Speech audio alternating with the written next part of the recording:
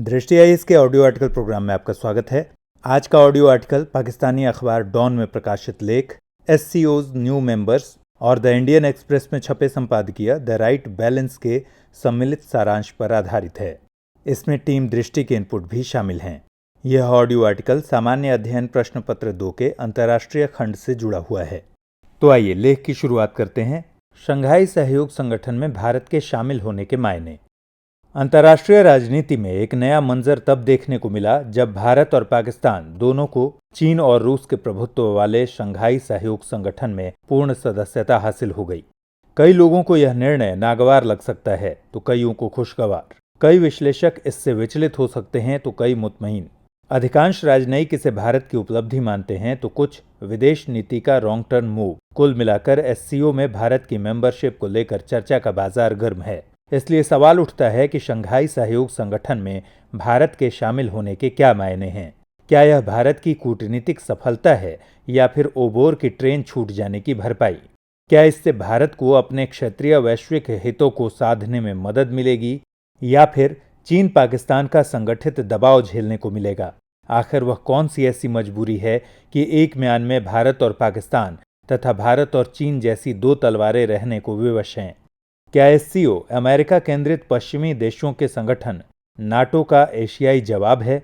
आखिरकार मूल सवाल यही है कि एससीओ क्या है और इसमें भारत के शामिल होने के क्या मायने हैं। देखा जाए तो एससीओ यूरेशिया का एक राजनैतिक, आर्थिक और सैनिक संगठन है। इसकी स्थापना सबसे पहले 1996 में शंघाई 5 के नाम से हुई थी। उस वक्त इसमें 5 सदस्य देश थे: चीन, रूस, कजाकिस्तान, तजाकिस्तान और किर्गिस्तान। उस वक्त मुख्यतः मध्य एशियाई क्षेत्रों के ये देश आपस में एक दूसरे के नस्लीय और धार्मिक तनावों से निपटने के लिए सहयोग करने पर राजी हुए थे। जून 2001 में शंघाई 5 के साथ उज़्बेकिस्तान के आने के बाद इस समूह को शंघाई सहयोग संगठन नाम दिया गया। 2002 में रूस में आयोजित एससीओ के सम्मेलन में इसका चार्टर, उद्देश्य और सिद्धांतों को लिपिबद्ध किया गया। फिर 2005 में कजाकिस्तान के अस्ताना में हुए सम्मेलन में भारत, ईरान, मंगोलिया और पाकिस्तान के प्रतिनिधियों ने इसमें पर्यवेक्षक के रूप में पहली बार हिस्सा लिया। जुलाई 2015 में उफा, रूस में हुए एससीओ के सम्मेलन में निर्णय लिया गया कि इसमें भारत और पाकिस्तान को पूर्ण सदस्यता दी जाएगी। भारत और पाकिस्तान ने 2016 में ताशकंद में मेमोरेंडम ऑफ ऑब्लिगेशन पर साइन करके एससीओ की पूर्ण सदस्यता की ओर कदम बढ़ाया और फिर 9 जून 2017 को आखिरकार दोनों को शंघाई सहयोग संगठन की पूर्ण सदस्यता हासिल हो गई। 12 वर्षों के इंतजार के बाद भारत इसका पूर्ण सदस्य बन पाया है। एससीओ की खासियत यह है कि इसने कई वैश्विक संगठनों से भी बेहतर संपर्क कायम कर रखा है। एससीओ संयुक्त राष्ट्र महासभा में पर्यवेक्षक का दर्जा रखता है। इसके अलावा एससीओ ने यूरोपीय संघ, आसियान, कॉमनवेल्थ और इस्लामिक सहयोग संगठन से भी संबंध स्थापित कर रखा है। इस संगठन का मुख्य उद्देश्य मध्य एशिया में सुरक्षा चिंताओं के मद्देनजर सहयोग बढ़ाना है, लेकिन पश्चिमी मीडिया मानता रहा है कि एससीओ का मुख्य उद्देश्य नाटो के बरक्स खड़ा होना है। बहरहाल यही कहा जा सकता है कि भारत और पाकिस्तान के शामिल होने के बाद यह संगठन विश्व जनसंख्या के 40% आबादी और लगभग 20% जीडीपी का प्रतिनिधित्व करने वाला एक महत्वपूर्ण संगठन बन गया है, जिसे नज़रअंदाज करना वैश्विक समुदाय के लिए नामुमकिन है। यदि बात करें भारत के एससीओ में शामिल होने के नफा नुकसान की, तो यह बात सही है कि पहले भारत एससीओ की सदस्यता नहीं चाहता था। रूस के आग्रह के बाद भारत ने इसमें शामिल होना स्वीकार किया। यह रूस की ही मित्रता का परिणाम है कि आज भारत चीन के प्रभुत्व और पाकिस्तान की उपस्थिति वाले किसी संगठन का हिस्सा है। यहाँ एक बात साफ करना जरूरी है कि भारत का एससीओ में शामिल होने का मतलब कतई यह नहीं है कि भारत चीन के मातहत हो गया। हिंदुस्तान का पाकिस्तान के साथ शंघाई सहयोग संगठन में पूर्ण सदस्य बनने का यह अर्थ बिल्कुल नहीं कि वह चीन पाक गठजोड़ के आगे नतमस्तक रहेगा। हमें यह समझना होगा कि किसी भी अंतर्राष्ट्रीय संगठन का सदस्य होने का मतलब अपनी संप्रभुता ताक पर रखना नहीं होता है। यह हमारा क्लियर स्टैंड है कि मुद्दा चाहे कश्मीर का हो या फिर हमारी आंतरिक संप्रभुता का, हम कभी भी अंतर्राष्ट्रीय दबाव या हस्तक्षेप नहीं बर्दाश्त करेंगे। दूसरी बात यह भी समझने की है कि भारत चीन और पाकिस्तान के भरोसे एससीओ का मेंबर नहीं बना है, बल्कि रूस के भरोसे पर बना है। इसलिए भारत के ऊपर आने वाला हर दबाव भारत रूस मित्रता का परीक्षण ही होगा। तीसरी बात, चीन भी यही समझता है कि एससीओ में भारत की उपस्थिति रूस के हाथ मजबूत करता है और रूस द्वारा चीन को काउंटर बैलेंस करने के लिए ही भारत को इसमें लाया गया है। इसलिए चीन पाकिस्तान जैसे असफल राष्ट्र की इच्छा पर भारत पर दबाव बनाकर रूस को नाराज करने की मूर्खता नहीं कर सकता, न ही एससीओ का भविष्य खतरे में डाल सकता है। ऐसे भी लाख टके की बात यह समझने की है कि विदेश नीति के संदर्भ में दोस्ती और दुश्मनी की बात करना ही नादानी है। इसलिए हमें भविष्य की दुश्चिंताओं को छोड़कर परीक्षण इस बात का करना चाहिए कि एससीओ में शामिल होने से भारत के आर्थिक, सामरिक और राजनीतिक हितों को कितना फायदा पहुंचेगा। एससीओ के मेंबर बनने के बाद भारत को होने वाले संभावित लाभ इस तरह हो सकते हैं। पहला, एससीओ की सदस्यता मिलने के बाद आतंकवाद पर करारा वार किया जा सकेगा, क्योंकि इस संगठन का मुख्य उद्देश्य मध्य एशिया में सुरक्षा चिंताओं के मद्देनजर सहयोग बढ़ाना है। दूसरा, एससीओ की सदस्यता के साथ ही भारत का सेंट्रल एशियाई देशों में दखल बढ़ जाएगा और वहां के बाजारों में भारत की एंट्री आसान हो जाएगी। यह भारत की ऊर्जा जरूरतों को पूरा करने के लिए आवश्यक है, क्योंकि एससीओ के अधिकांश सदस्य देश हाइड्रोकार्बन, यूरेनियम और गैस उत्पादक हैं और सोवियत संघ के पतन के बाद इन क्षेत्रों से भारत का व्यापार बहुत ही ज्यादा प्रभावित हुआ है। इसलिए एससीओ से उम्मीद जगी है। तीसरा, एससीओ में शामिल होने के बाद रूस दुनिया को दरकिनार कर भारत के साथ और मजबूती से खड़ा नजर आ सकता है। यानी एससीओ की सदस्यता भारत रूस संबंधों को नई और ज्यादा प्रगाढ़ करने वाली साबित हो सकती है।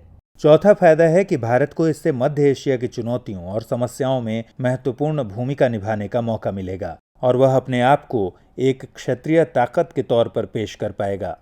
पांचवा नफा है, किसी न किसी मसले पर चीन लगातार पाकिस्तान की तरफदारी करता रहा है, लेकिन अब जब भारत और पाकिस्तान इसके सदस्य हो गए हैं, तब चीन के लिए सदस्य देशों की भावनाओं को नजरअंदाज कर पाकिस्तान का हिमायती बनना आसान नहीं होगा।